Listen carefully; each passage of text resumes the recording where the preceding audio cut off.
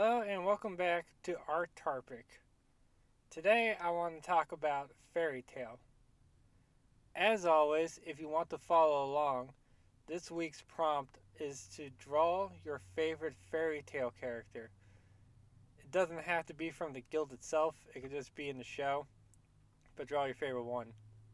So I'm going to go through each of the different arcs. Some of them have more detail than others, but I'm going to give my thoughts on all of them. And at the end, I'm going to give some more thoughts about certain things that I noticed in fairy tale in general and for some characters. And I'm also going to give like my final thoughts of everything. Also, throughout this, I'm going to mention some characters in certain tiers. These tiers is just something that I'm making to just kind of show how important certain characters are. So, the tier has nothing to do with like how good or bad a character is. It's just how important they are to the story. For instance, an A tier character is a character who like drives the story forward a lot in multiple arcs. For instance, Natsu, Lucy, those are A tier characters. Those are like the main characters. All the way down to F tier characters. F tier characters are characters who are in the background. They might have like a few bits of dialogue, but they really don't do anything. And you can like take them out, and there's no consequence whatsoever. So it's everywhere in between. I don't exactly have like a definitive like list of what qualifies different characters. For instance, Mira Jane, I kind of feel like would be a B tier character because she's around a lot and she fights sometimes, but she doesn't feel to be on the same level as somebody like Gajil or Juvia, who are around more and they fight more, but are not as good as Natsu and Lucy. So I would probably put Mira Jane around like a C tier character. And then like another character who I'm gonna talk about is Lusana. I would call her a D tier character because she's more than just a background character because she actually does do stuff every now and then, but it's very limited. So with that, let's get started. So to start off, we're going to start off with the Macau arc. Macau is a name of a guy in fairy tale. He is not that important. He kind of shows up every now and then. He gets a little bit more important later on, but for the most part, he's kind of a background character. I would consider him more of a D tier character. And all this really, there's only a few episodes. It's really just the beginning to the show. It's where you meet Natsu and Lucy, and you kind of get a little bit of their dynamic to it. So it's a very, very short arc. The reason why it's called the Macau arc is because they gotta save Macau, and that's pretty much all they do. Next up is the Daybreak arc. Not much to talk about here. The only thing of note is that Lucy gets Virgo, which is one of my favorite celestial spirits. I'm not quite sure why, because Virgo kind of has this thing where she's always wanting to get punished, and Lucy's always like, "No, Virgo, don't. I don't want to punish you." I'm not a huge fan of that, but I think it's because she has like this deadpan, matter of fact way of speaking that she'll kind of state something that should be stated a little bit more tactfully, but she ends up kind of bluntly saying it, and I find that kind of funny. Like sometimes she'll call Lucy out on certain things, but it doesn't happen all the time. But overall, I did like Virgo. So after this, we get to the Eisenwald arc. I'm gonna call these arcs because that's what I'm getting these names off of. But honestly, at this point, this is episode 5. The first 2 arcs were only 2 episodes each, and so this one's a little bit longer. They do get longer after this, with some exceptions. But this is where Urza comes back, and we're finally introduced to Urza. Because before this, we kind of hear things about Urza. This is when we finally get to see Urza. Urza's my favorite character. She's awesome. She's really intense. She's really good at fighting, And overall, I really like Urza. And so this is where we first get to see Urza. There isn't a whole lot here.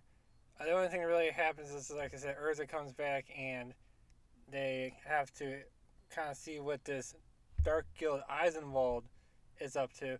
And they end up defeating this spirit from the Book of Zareth. The demon's name is Lullaby. Sometimes it's called the Lullaby arc, at least how I've seen it, and how people kind of describe it, because sometimes the first 3 arcs are kind of lumped together in like the Lullaby arc because of like they're really short. But that's like I think more of an unofficial. I'm getting all this stuff off the Fairy Tale Wiki, but I've seen it because I've seen the first 10 episodes labeled as the Lullaby arc because the demon they fight from the Book of Zareth is called Lullaby. But you can go either way. Alright, after this, we get the Sub-Zero Emperor Leon arc, or, as I've only ever seen, the Galuna Island arc. It's called the Sub-Zero Emperor Leon arc. That's probably what it's actually called. And it's about this guy named Leon who takes over the island. However, most people call it Galuna Island because it takes place on Galuna Island, and honestly, that's like the only time they actually talk about or even go to Galuna Island. Overall, I really like this arc.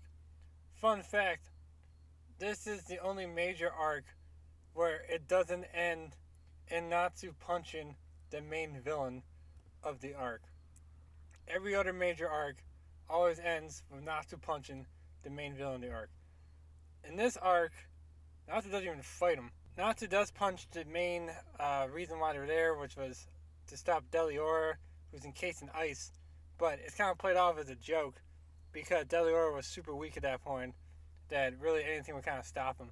So I really don't consider it. He didn't do anything, he just sat there in ice. And then when he melts away, Natsu just punches it and he doesn't even move. So I don't really consider that a kind of like a main villain, whereas Leon, I would consider it a main villain, and Natsu doesn't actually fight him. It's all Gray, which makes sense because this was more Gray's story rather than Natsu's story. And like what I just mentioned, it gives a lot of backstory to Gray, and I really like that. However, unfortunately, in my opinion, this is kind of where Gray peaks as a character for a little while, and he kind of takes a backseat for the rest of this. This story is all about how Gray has to fight Leon, who they were both apprentices under the same person named and then she took, or whatever how to pronounce it, and she kind of left them so she could sacrifice herself to take on Deliora and freeze them into that block of ice where she kind of became the ice.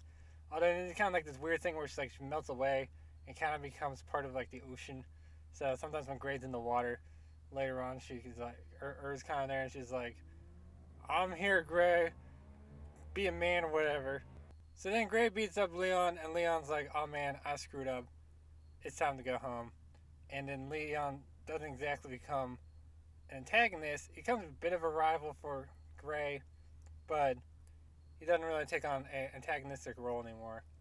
However, if you watch this, you need to remember Gray's backstory with because they bring that up constantly, especially when they bring in her daughter later, because they're always like, hey, Gray, remember that time when you trained with and then she killed herself to stop this demon? They also bring up Deliora a lot, too, despite the fact she's pretty much dead the whole time. And it's just like, yeah, okay, I get it. You don't need to keep bringing it up. So there's one part I like, a really small part, but I really liked it, was before they went, Urza said, no, don't go. It's stupid. And they were like, well, we're going to go anyway. We're not going to tell Urza. So they ended up going.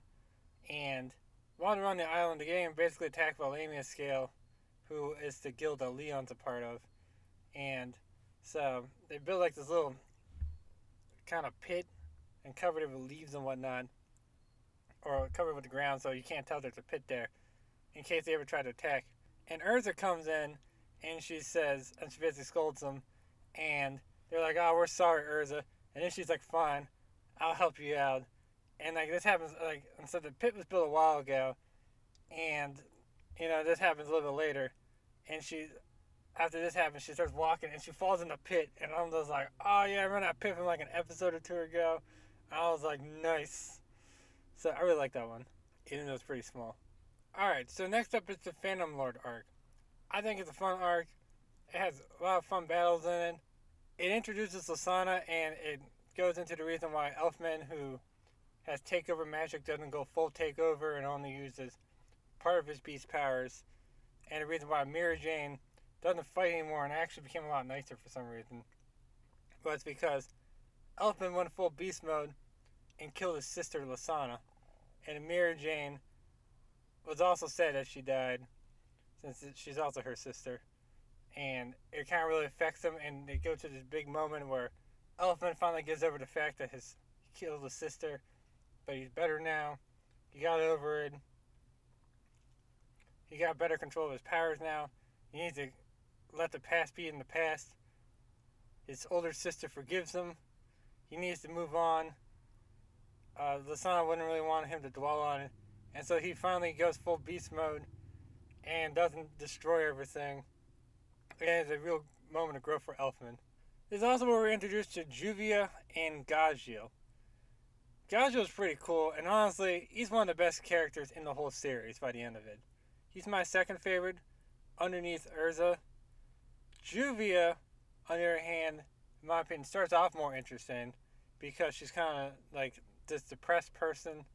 She kind of has like this verbal tick where she kept going drip, drip, drip all the time, which immediately drops it after this arc. And it's always raining around her. She's apparently made of water. She's dressed in like this rain poncho kind of thing. In my opinion, she was more interesting. She gets defeated by Gray, however, and because of that, like sunlight kind of enters her heart, so she finally feels happiness for the first time, and so it quits raining around her because she feels happiness. And I thought it was a good moment of growth for her. I was like, unfortunately, this kind of consumes her because a couple arcs later, she kind of stalks Gray in the distance. Eventually, she joins Fairy Tail, and her personality at that point, or at least a little bit later, basically becomes, I love Gray. And that is literally her whole character. And, like, this kind of makes her less cool to the point where she kind of mentions, like later on in the Tenro Island arc and towards the end of the series when she teams up with Gajeel, and she's like, hey guys, you remember the time we were like two of like the best people in Phantom Lord? And he's like, yeah, I remember that. And I'm like, oh yeah, I totally forgot about that, because they never interact after they join Fairy Tail, pretty much. Like, yeah, they're both kind of considered B tier characters in my opinion, but they still kind of don't really interact very much. And it's like, oh yeah, I forgot that Juvia was actually good. Now, there's a couple reasons for that I'm going to get to a little bit later. But Juvia got less interesting as the series went on, unfortunately. Well, Gajeel got more interesting. So after this, we get to the Loki arc. Now, the Loki arc is where we found out that Loki, who has one of the Fairy Tail members, and we've kind of talked to him every now and then up to this point, turns out he was a celestial spirit named Leo, so he's actually one of the Zodiac spirits. And he was banished from the celestial spirit world because he broke his contract because his master was a jerk, and he basically was like doing stuff that honestly nobody would agree with, but because Loki had a contract with him, he was supposed to follow him, but he decided not to, and he ends up breaking his contract, and the punishment for that is he can never return, and so eventually he will die. But because Loki's so powerful, he can actually use his power to stay on Earth for a while before he needs to go back. So he's on Earth for years, which is pretty unheard of for celestial spirits, because they normally don't stay out that long. For him to stay out for years, it's impressive. And so at this point, he's finally catching up to him. He's getting weak, and he feels like he's gonna die. And Lucy comes in, and she's like, "Man, that stinks. Who made up that stupid rule?" And Loki's like, the Celestial Spirit King. And honestly, I really like this part where Lucy's basically like, man, the Celestial Spirit King's stupid. And then the Celestial Spirit King, for some reason, had nothing better to do. And he was listening in on this conversation from the spirit world. and he comes in, and he's like, "What you say?" And she's like, "I said you're stupid." And Loki's like, "But the Celestial Spirit King never comes to this world. Why does he care what she thinks?" And I mean, there's a reason for that later, but I thought it was pretty funny. Where she's like, "What you say? Say it to my face," and she's like, "Yeah, you're stupid." So then he's like, "Yeah, okay, I'll take him back, but you gotta be his owner." And she's like, "Okay, I can do that." And so that's how she gets Loki. And so I do like Loki. However, and thinking about it, I was like, honestly, I would probably rank Loki a little bit higher on my Celestial Spirits list, more for the fact that I keep forgetting that A, he's a Celestial Spirit, and B, I think of more as a fairy tale member. And after he becomes like the Celestial Spirit, he like becomes way less interesting because he isn't used as much. I mean, he's used every now and then, but it's definitely felt less interesting. The rest of his arc's mostly filler, though. Okay, so now we get to probably one of the most important arcs in the whole show, the Tower of Heaven arc. It's a good arc, for the most part anyway. I have some issues with it. The reason why this arc is so important is because it sets up the backstory of a lot of different characters. Biggest one being Urza, but she is not the only one. It also sets up the backstory for Jalal, who we see early on in the series, and he kind of had this plan for everybody to go to the Tower of Heaven, and he finally gets everybody there, and he ends up fighting Urza, and this is mostly just Urza's backstory. This is a very Urza heavy arc. Even though I do like this arc, because I'm very pro Urza. I do think this is where Urza peaks, because before this arc, she felt kind of like this awesome hero who just kind of felt like she could do anything, and she was just kind of intense, and it just like, she was like the hero. But after this, I feel like she kind of fell down a bit for me, kind of fell below Natsu. I think because she kind of got less intense, and I really like that much. But overall, I thought it was pretty good. Juvia, at this point, this is where Juvia was kind of creeping around the background. Some people didn't like that. I thought I liked it though at that point, because at that point, like, it wasn't like, oh no, it's Juvia. Later on, it got more annoying, but in the Tower of Heaven arc, it was fine. My biggest gripe with it, honestly, was that it's like Urza's story, but then Natsu comes in, and he's like, "Hey, you made Urza cry or whatnot. I'm gonna beat you up." Which I'm like, it's a very touching moment. It's kind of like rely on your friends, but it's like this is Urza's moment, and Natsu kind of comes in and takes over for her. And this is the part where it becomes apparent that Natsu's always gonna get the final punch in, even if it doesn't make any sense, like in here. And then also, well, it comes in later, but at this point, like, it kind of shows the past where Jalal is like getting controlled by Master Ur's daughter, Master Ur, who was Gray's teacher's daughter. She was controlling him to be like, you're a disciple of Zareth, and Jalal here is like under the influence between that point and like the rest of the time up until this point, after Natsu beats him. And I think it's a very touching moment. Like, he's like, Urza feels betrayed because when they were kids, they tried to revolt against the people who were making the Tower of Heaven, and then when Jalal finally gets in control, he gets taken over. So, and she didn't know that at the time, and so she just got kind of sad, and it's just like, it's just a very touching moment. And I don't quite like what they did with the Urza and Jalal dynamic later, where they kind of set him up with a love interest. It didn't feel quite right for me, because I'm like, I get it, but at the same time, like, they spent a bunch of years apart, at odds with each other, and she was like the quickest to be like, hey guys, maybe Jalal's not so bad. I'm like, yeah, I get he was mind controlled, but I mean, you had like the most experience of him like just being like pure evil at that time. I feel like you would have had at least some reservations, but whatever. Anyway, so after that, we have the Battle of Fairy Tale arc. So this is a fun arc.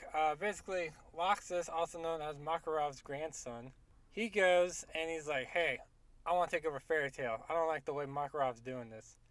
So he basically kind of pits everybody against each other, basically by turning all the women to stone. And he's like, if you want to return them back to normal, you gotta fight me and my friends. So they all start fighting each other, and it's some interesting fights in here.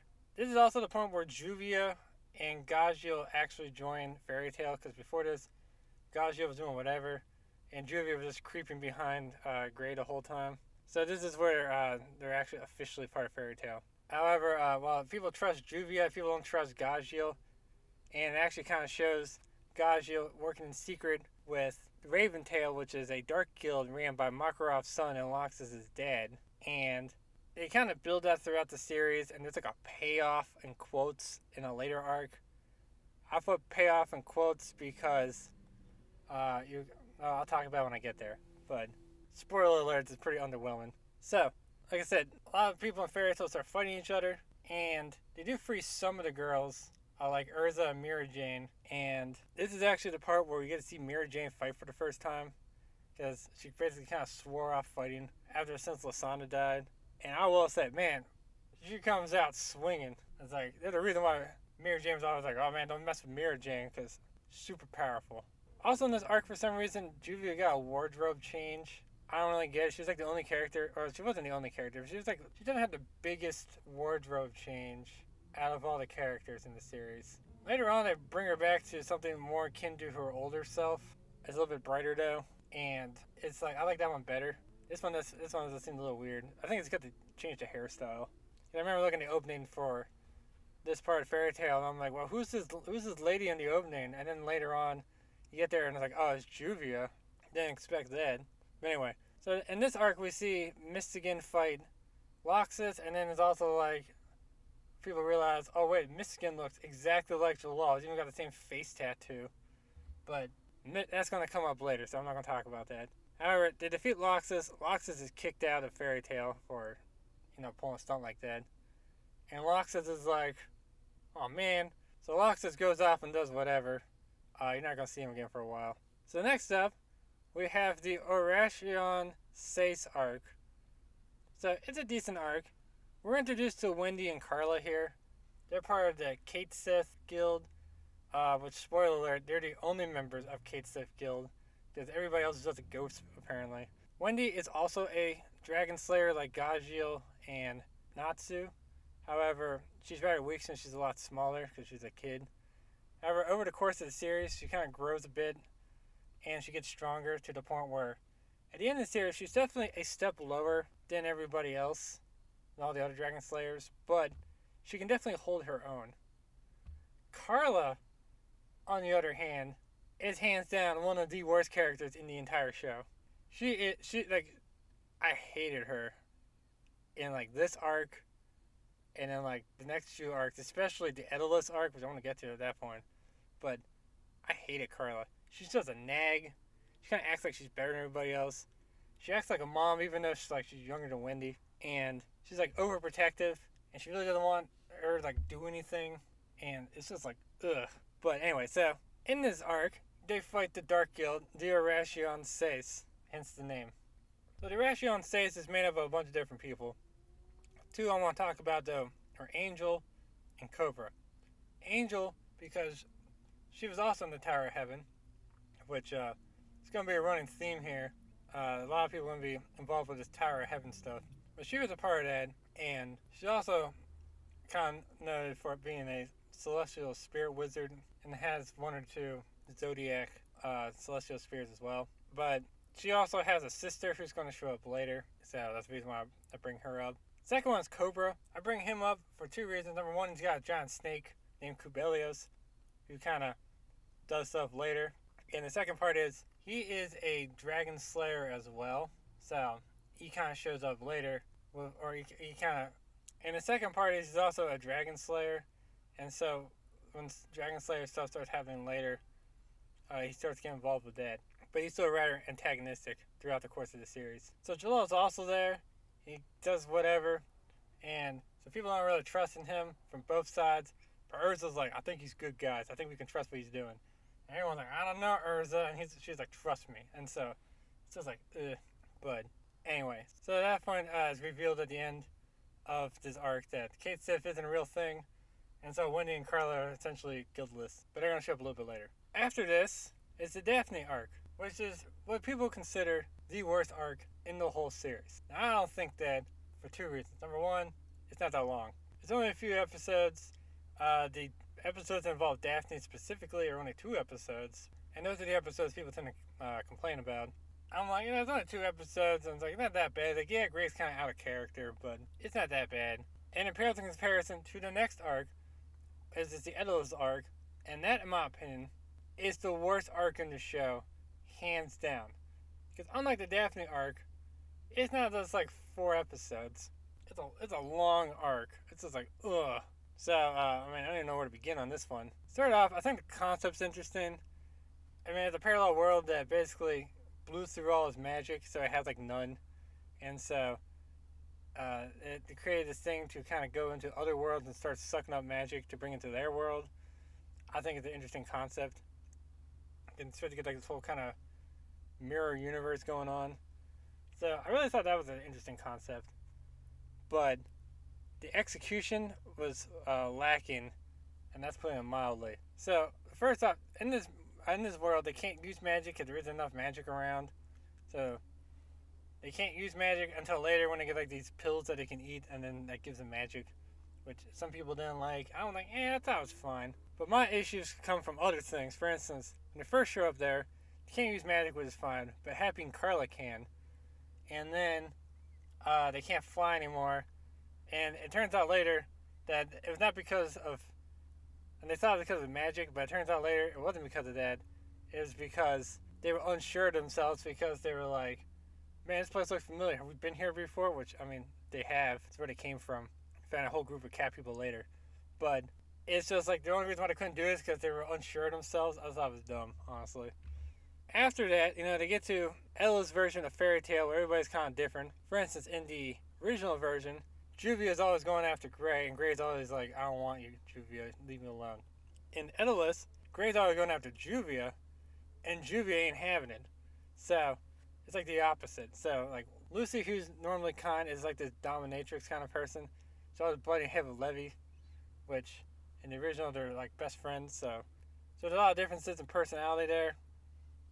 Physically, they're not much different. There are a few exceptions, though. For instance, Wendy, specifically. They decided to make her an adult in the Ella's version because, fan service. But for the most part, everybody still stays the same. One of the most notable things in there is that in Fairy Tale, you have the Ella's version of Mira Jane and Elfman, but then you also got Lysana. Because, parallel world, Lysana didn't die in this parallel world. And it was an interesting moment, except for the fact that it's not Lysana. Well, it is Lysana, but it's not Edelus Lysana, because it turns out, spoilers, this whole thing's spoilers, but spoilers, Lysana didn't die when she got freaking punched across the town by Elfman. Turned out was Ella's Lysana did die for some reason, and this cloud that was going around sucking up magic, for some reason, decided to specifically go and pick out Lysana and suck her up and bring her to Edelus to fill a void that the old Lysana left by dying. They didn't do it for literally anybody else. It made no sense. And also, in the anime anyway, she's on her death scene, and she's like, Mira Jane, I'm leaving. Bye. I'm dying. And she dies by fading away into particles of light. And Mira Jane's like, oh no, Lysana's dead. I don't know how death works a whole lot in Fairy Tale, but I think I've seen people die a few times on the show, but they don't usually go flying away in particles of light. I find that weird that Mira Jane was thought that Lysana died. And even if they did die in particles of light, which I could see did the magic, probably wouldn't be from getting punched. So, had issues with that.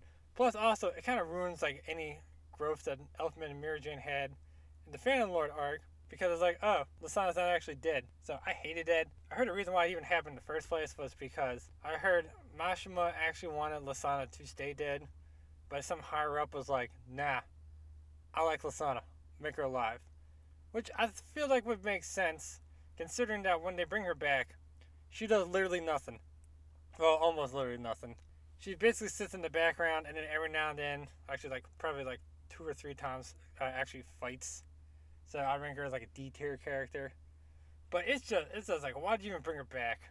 So I feel like that was not his decision.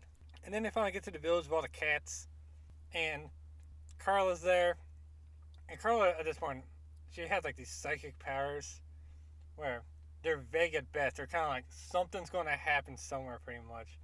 And she's acting like I'm better than you because I have psychic powers, and then like they get them in trouble, and she's just mad at herself, and so it's like, and I'm like, Carla, why are you just such the worst?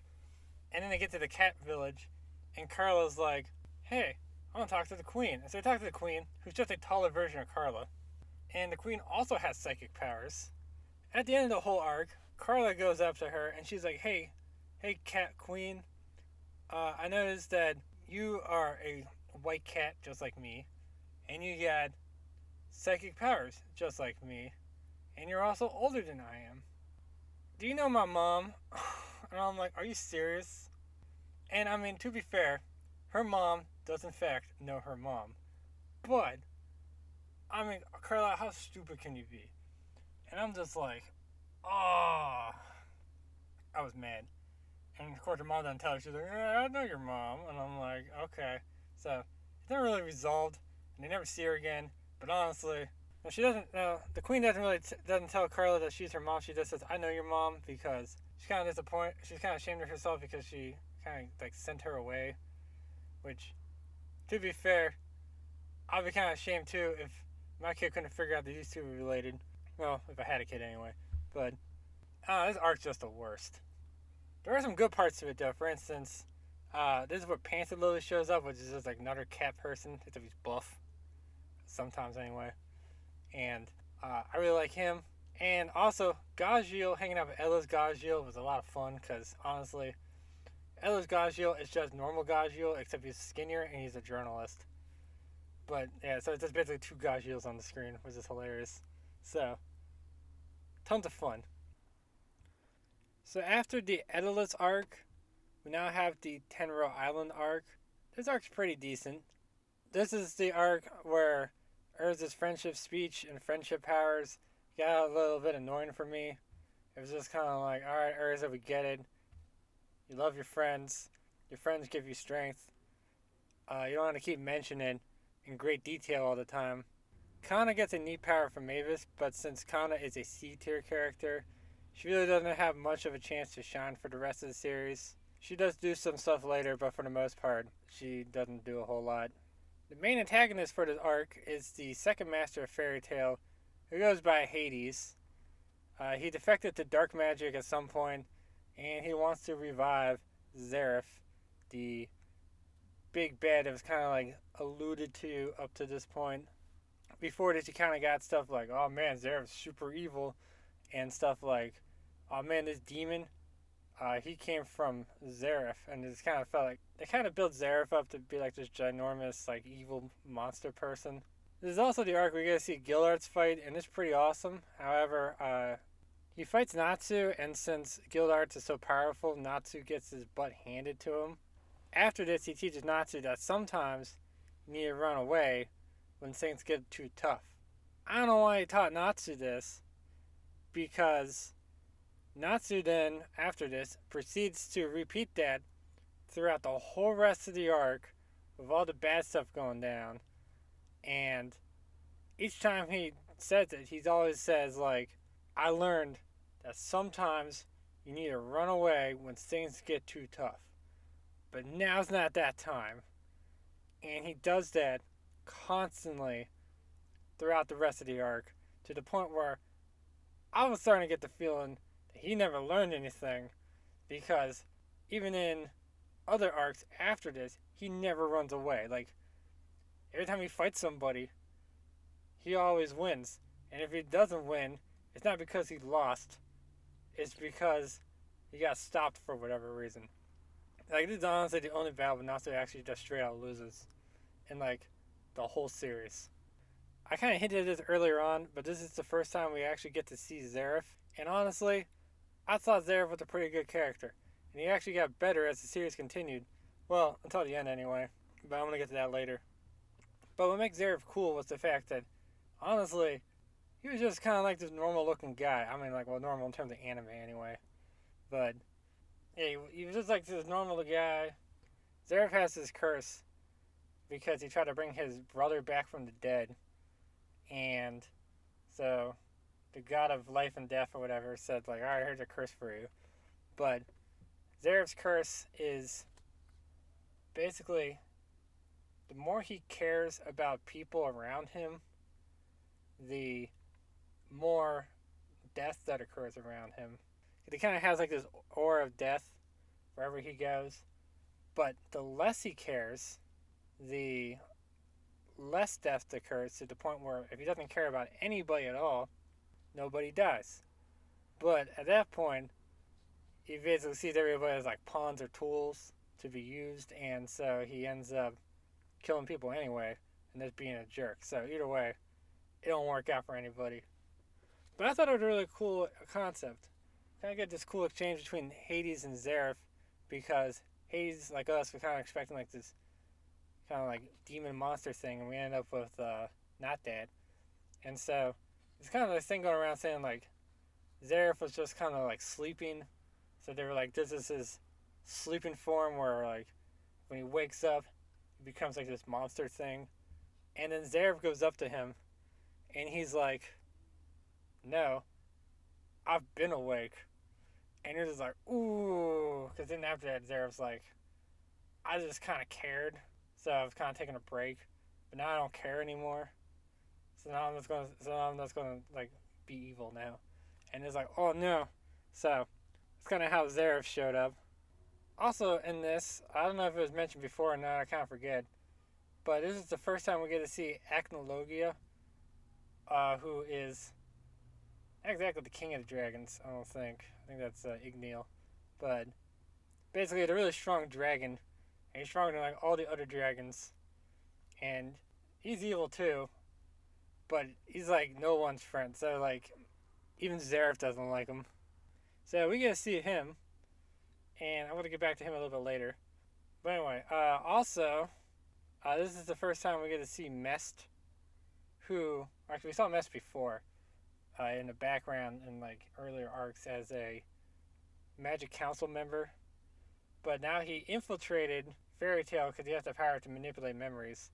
So he acted like he's always in Fairy Tail. Everyone's like, "Oh yeah, I remember Mest," and then they're like, "I think," and then like, "Are you sure?" Because I don't really remember him that much. And it's like, "Yeah, he's."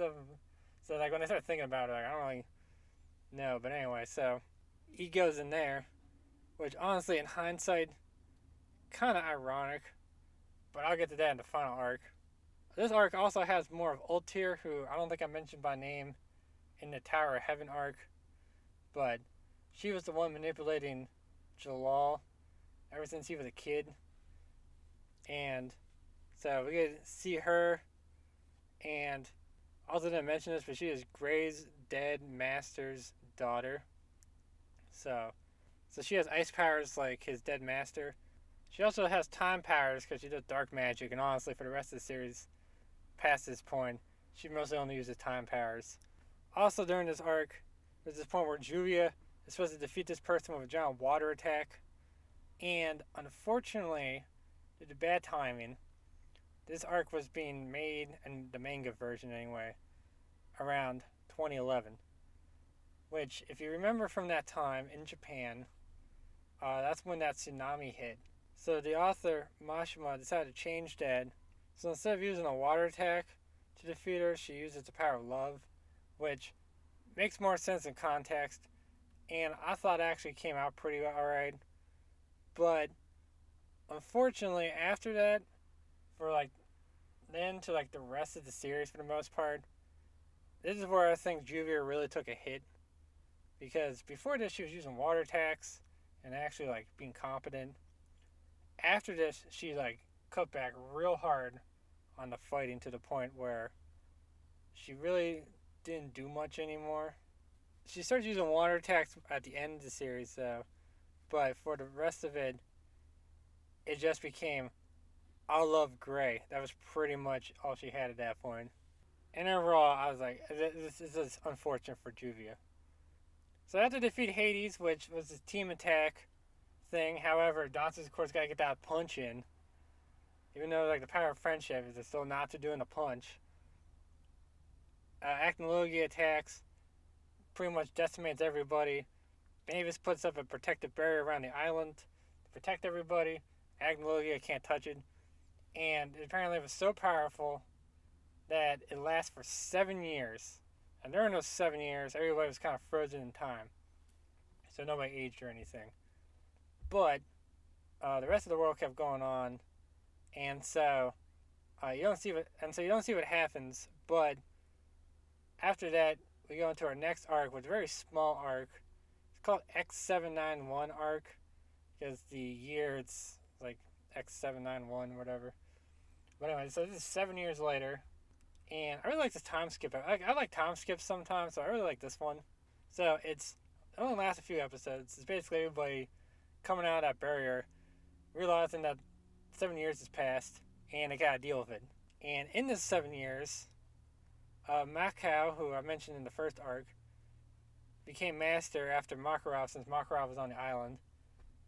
And then when Makarov comes back, he resigns, gives it back to Makarov, because during this time, Fairy Tail's reputation tanked hard. For one thing, all the good wizards were on the island trying to become kind of like an elite wizard.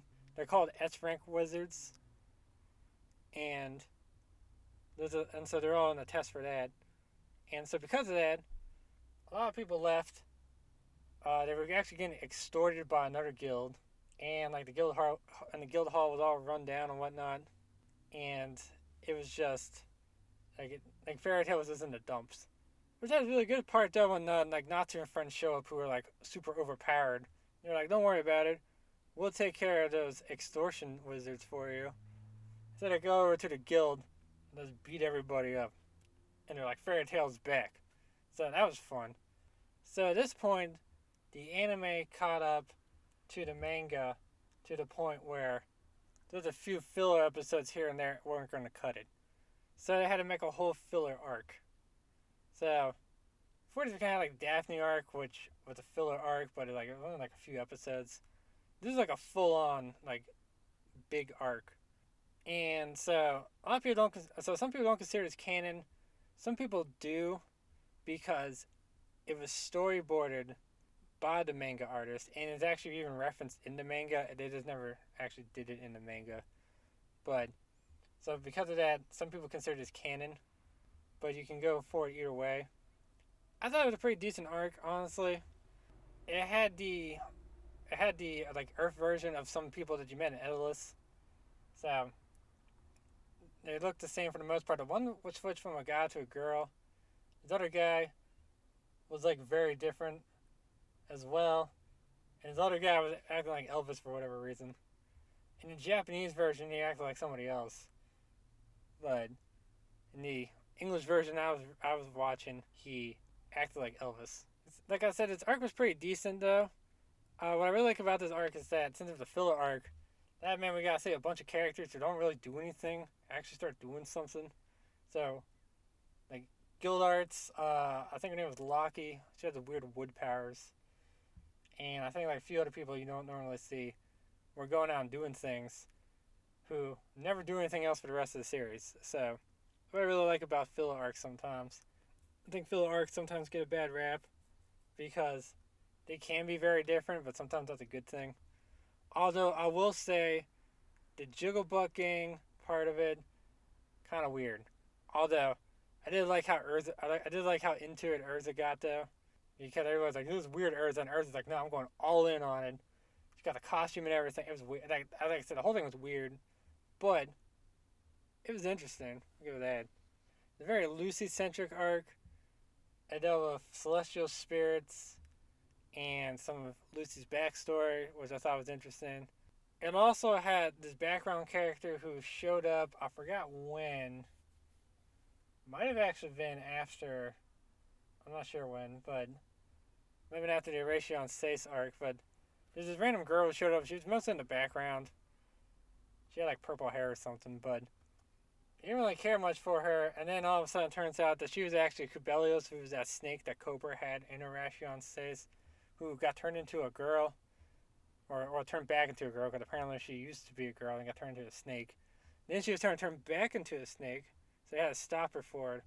Then she kind of has this scene with Cobra where he's trying to find a snake, and she's like, I think she's fine.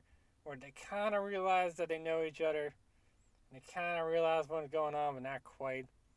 So, I heard that was actually better in the anime than it was in the manga. Also, this arc introduced one of my favorite characters, at least one of my favorite names of any character. They introduced this character named Dan Straight, which for some reason I was like, yes, I like this guy. I like this guy a lot. It's awesome. And honestly, I thought about making him my favorite character, but I'm like, I do like Urza. So after the filler arc, we're back on track with the manga, and we're gonna do the Grand Magic Games arc. So this is the standard tournament arc in an anime that tends to happen. However, this one has a twist to it. So instead of just being a tournament where you go through and you fight everybody and then there's a winner at the end, instead, what this one decided to do is they go through, they do all the battles, they get to just before the final battle, and then they decide to shove a whole nother arc in there to kind of pad out the runtime a bit. So because of that, this arc takes forever. The first half is actually pretty fun. It's fun seeing all the different battles. You get to see a lot of things, some relationships, some rivalries that they build up throughout the series. You can finally come to a head in the tournament.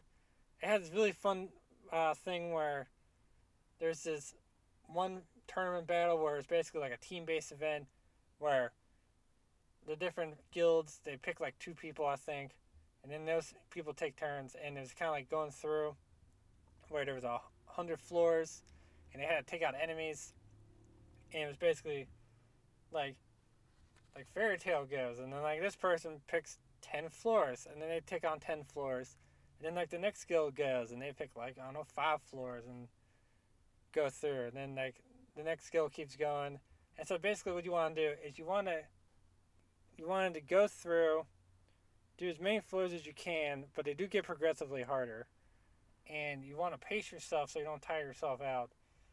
But you also want to be the person who gets to the top of the top of the tower. Also, I should mention that if it wasn't clear, like if one person does 10 floors, so he does floor 1 through 10, the next person starts at floor 11. So it's not like everybody starts off at floor 1. My favorite part of this though was the fact that they had Fairy Tail and they had Urza. And Urza being Urza, she went first. And she said, alright, I choose 100 floors.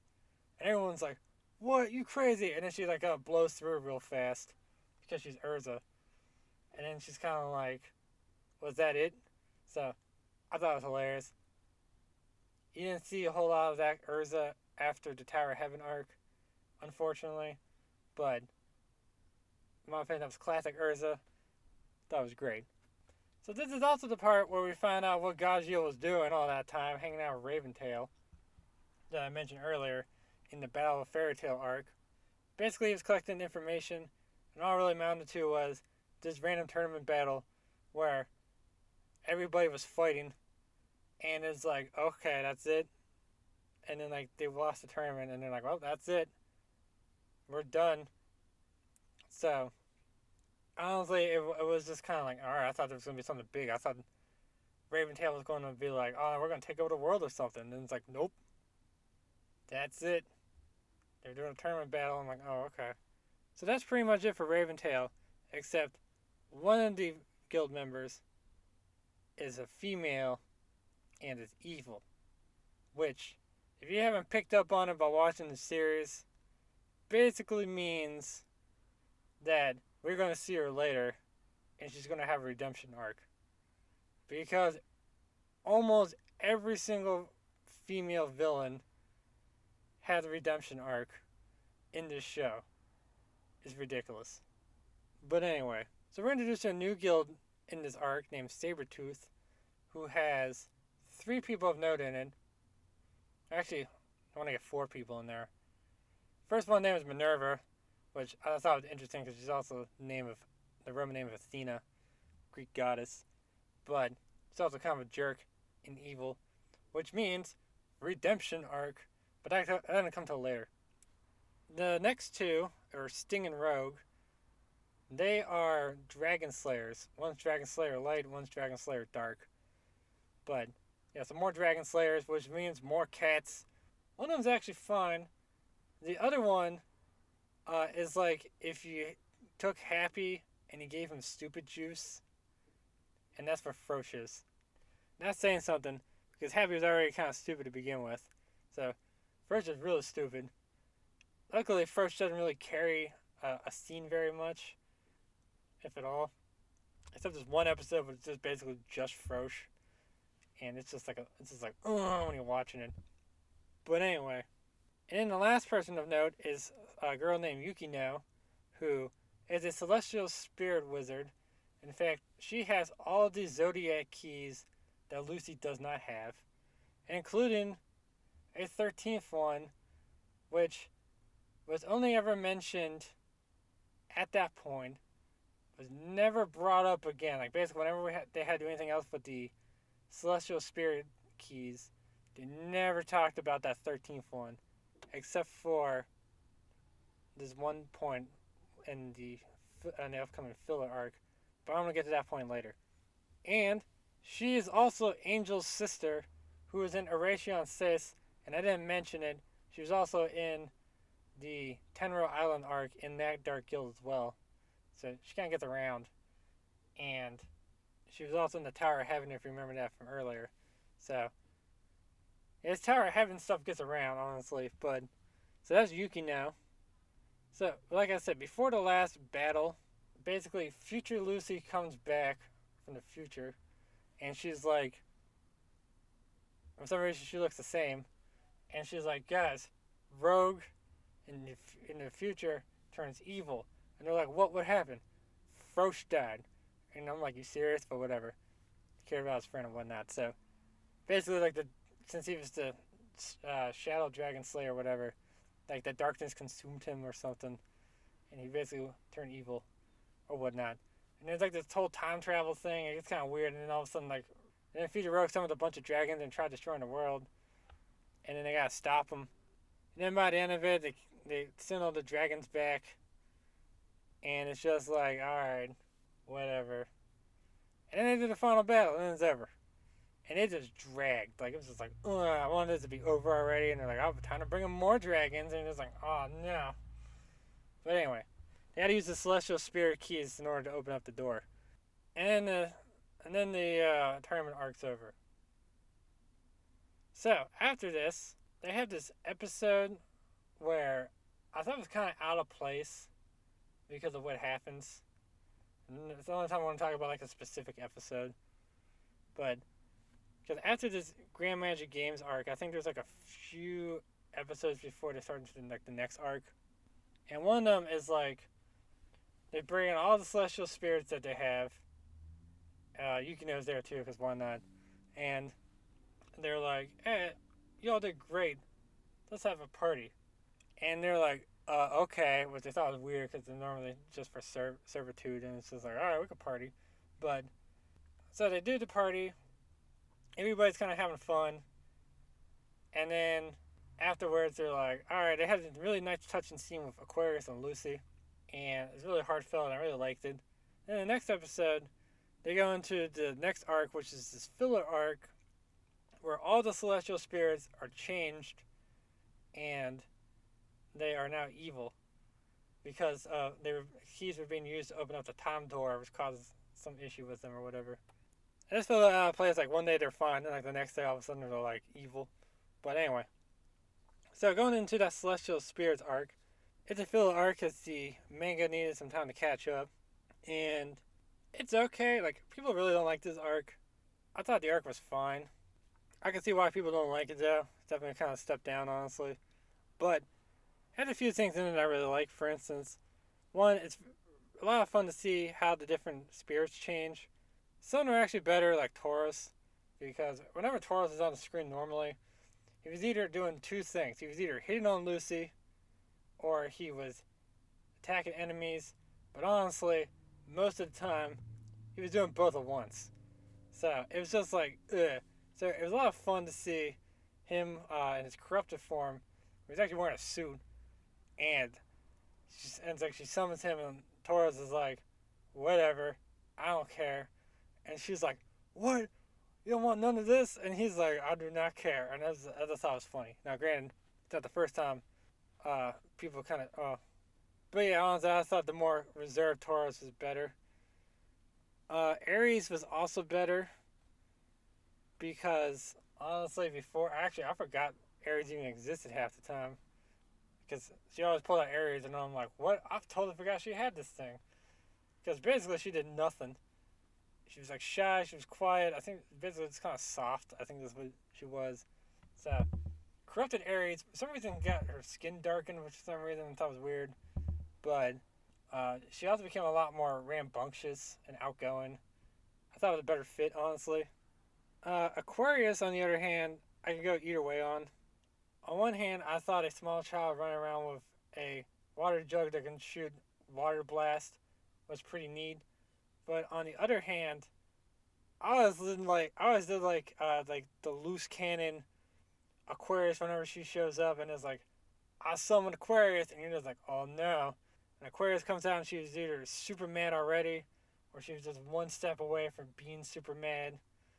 And whenever she attacked, like just did not care about anybody, because Lucy would just be like, quick Aquarius, use a water blast, whatever. And Aquarius is just like, alright, I'm gonna flood everything. I don't care who I hit, including Lucy, because those two had like a complicated relationship. But she was a lot of fun, so I kind of liked either or. Honestly, I think I kind of prefer her normal form better though.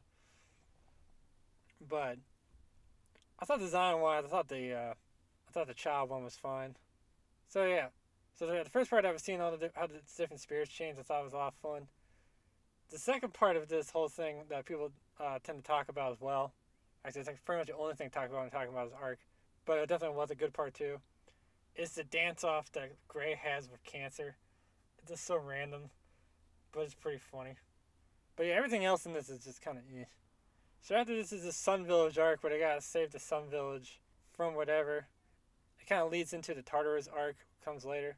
But this is where Flare comes in, who was from Raventail. Now she's no longer part of Raventail. And now she's not evil no more because she's not part of Raventail, whatever. This is her whole redemption thing. And it's just kind of like, yeah, okay. But, so yeah, there's a whole lot to say about the Sun Village arc. So after this, we have the Tartarus arc.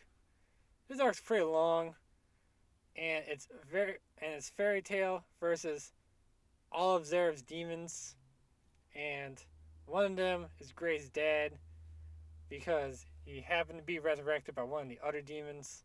Because his dad's not a demon, but he's having to get resurrected and like an experiment and whatnot. So apparently they liked him well enough to make him a member. So in this arc, we also get to see Fairy Tail's secret that they've been hiding, which is just what's called the Fairy Heart or the Lumen Histoire or whatever. But all it really is a giant crystal with Mavis's dead body in it. Where it had it had a lot of power. That's why people wanted. And then also during this, there's this real nice heart wrenching. Well, I'd say real nice, but it's actually pretty sad. But there's this heart wrenching scene where everybody's dying. Like everybody, like there's a thing that goes around like petrifies everybody, or like kind of absorbs them. So like everybody's dying. Pretty much everybody's dead. Lucy's about to die. Aquarius ain't doing squat not because she's not trying, but because they're so powerful. And so Lucy's like, I see the writing on the wall here, and she has to make a heart-wrenching decision. Where I know something people say comes out of left field, but I remember them talking about this at some point. So I just didn't feel like it came out of left field. But Lucy decides to snap her key in half, which means she breaks her contract with Aquarius, which is a big deal because Lucy's had Aquarius since she was a child, and it was given to her by her mom. And so she breaks the key in half.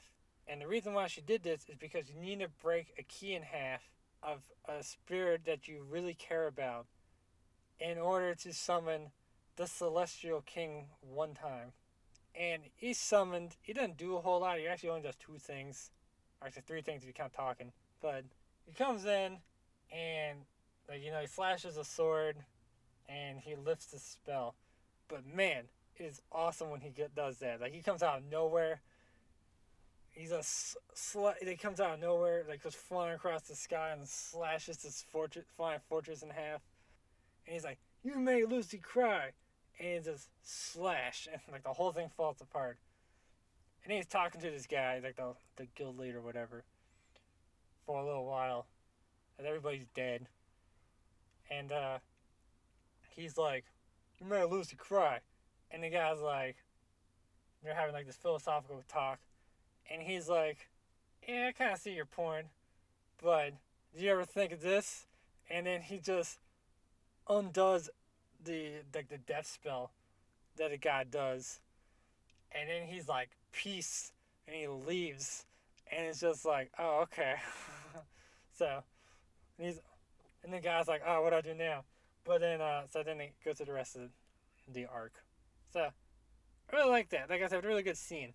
So then they go through the rest of it, and they get to the end, and then the dragons that they've been searching for the whole time, because I didn't mention it before, but like one of the first things the Natsu says is that he's like, "I'm looking for Igneel," which is considered his dad.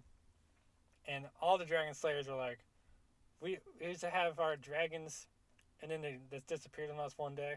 And what it turned out was all the dragons were inside of them the whole time, for whatever reason. Actually, I know the reason. The reason was to prevent them from turning into a dragon later, because that's like the fate of all dragon slayers. That happened to Acnologia. That happened to somebody else I want to mention later. So it's something that happened. So they were inside their body, preventing that from happening somehow. I kind of forgot. I think they explained it, but it's been a while. So they all kind of bust out at the same time. And of course, Acnologia shows up because he's like, "Oh man, I hear dragons." So he starts flying around. They all fight him. And of course, since Acnologia is so powerful, he just kind of wrecks all the dragons. So all the dragons are dead now, except for Acnologia. And so he then leaves for whatever reason. And so Makarov kind of sees the writing on the wall in terms of that we're going to have more powerful enemies coming after us. I can't keep you all safe. So he decides, "I want to disband the guild. It's not fairy tales no more." Everybody's like, "What?" And everybody kind of goes in their separate ways. And that's the end of the Tartarus arc. So after the Tartarus arc, there's some arc called the Zero arc, which is a very short arc actually.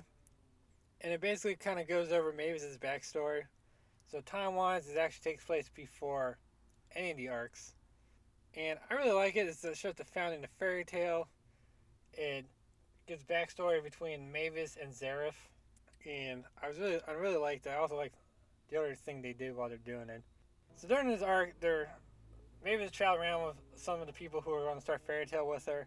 They stumble across some guy. This guy named Zareth. Because, yeah, why not? So, Zareth's actually teaching them magic, because most of them didn't actually know magic. So, yeah, Zareth kind of helped start Fairy Tail in a way.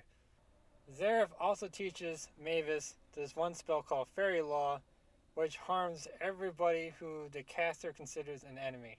And it's been used a few times so far throughout the series, like I said. One of the ones I didn't mention was during Phantom Lord arc, Makarov uses it. Another time was when Loxus used it in the Battle of Fairy Tail. And that one actually failed because Loxus used it to kill everybody in Fairy Tail, but deep down he didn't consider them enemies, so it did squat. So a little bit after Mavis learns it, she ends up having to use it, and for some reason she did it wrong, but it still worked anyway.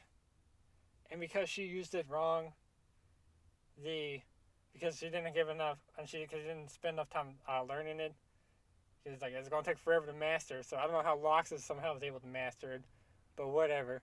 So Mavis didn't master it. She did it wrong. It still worked anyway. And because of that, the god of life and death or whatnot decided to give her the same exact curse that he gave Zareth.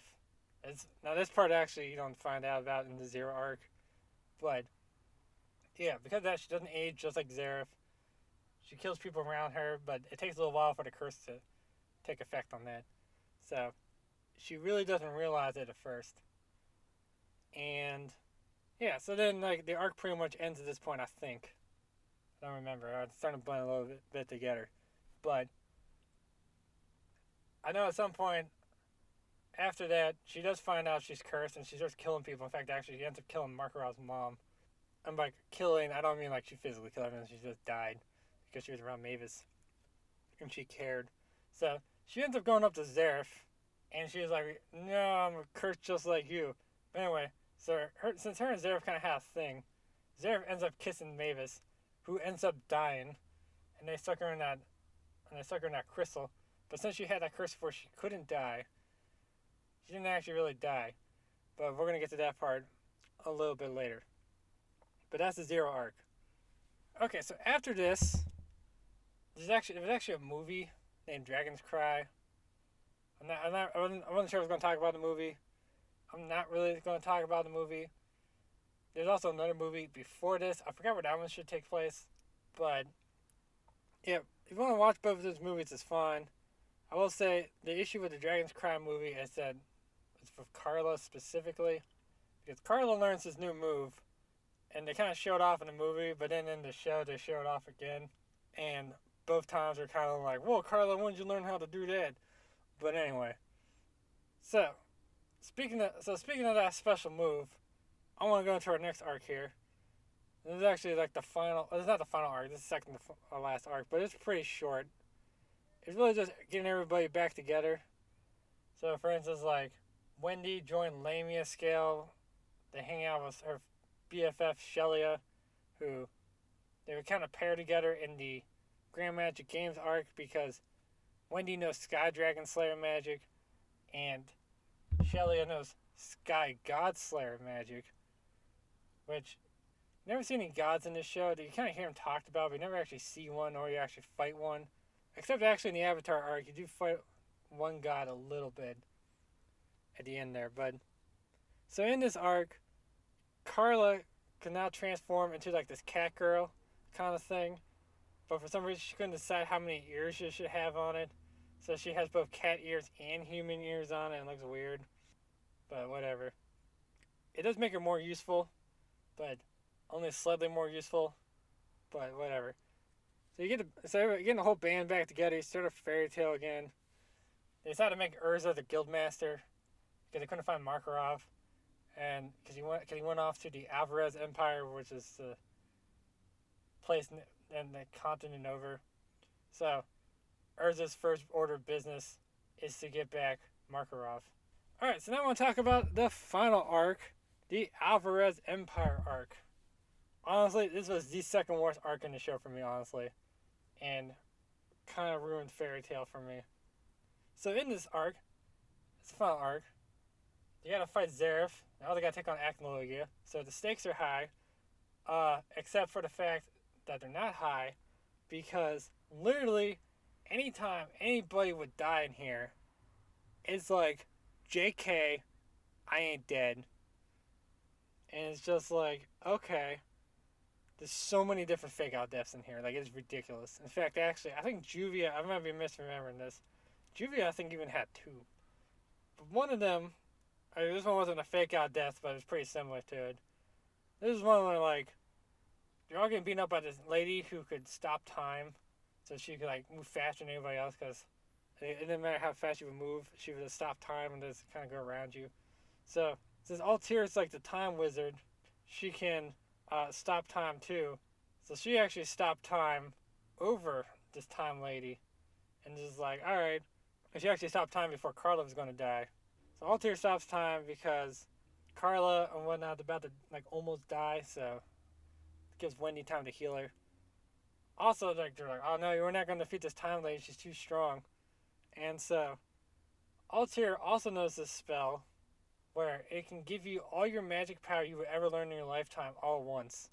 So you become super strong for a little bit. But because of that, you can't use magic anymore because you used up all the magic you would have used in life all at once. So Wendy was going to do it, but then Shelly was like, nah, I'll do it. You're more important than me. And so Wendy's like, yeah, okay, you can do it. So Shelly gets the power. She kicks the lady's butt. She can't use magic anymore. And you're like, oh no. What sacrifice? Except for the fact that in the series, we see Shelia using magic. because apparently she still has some left.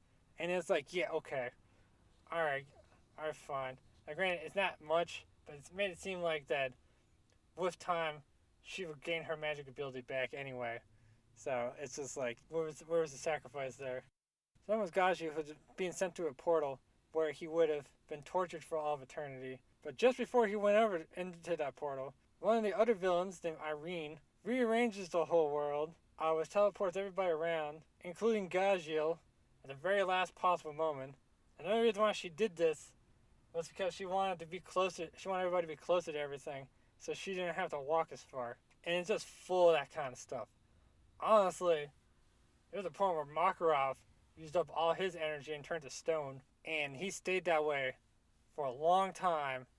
I was actually honestly impressed because I was for sure that was going to be a fake out moment, and I got to the point where I started doubting it because they went into it for so long. But don't worry about it; he gets better, so he's fine. But yeah, so yeah, all these villains I've been mentioning are all called the Spriggan 12. There's 12 powerful people, and they're all stronger than like literally anybody else in the continent that everybody's on. So they're all over from the other side, and they're all led by Emperor Spriggan, who turned out to just be Zareth. He just goes by Spriggan over there for some reason. And in here, one of the characters' name is Brandish. She's a woman. She's a villain. So it's a redemption time. So she kind of helps out people for a little bit. Actually, she would have helped out more for the fact that Mess was just the worst, because Mess is back. And so he decided to plant an idea into Brandish's mind that basically there's one guy named August kind of like was mean to her or like abused her when she was a kid or whatever. And so she tried to kill him. But that was just a plant by Mest, and then they ruined all her trust with like everybody. And it's just like, are you serious, Mest? And it's just like, ugh. Also, it turned out the Mest, who I said like infiltrated Fairy Tail while under the guise of the Magic Council, or who was in Magic Council, infiltrated Fairy Tail.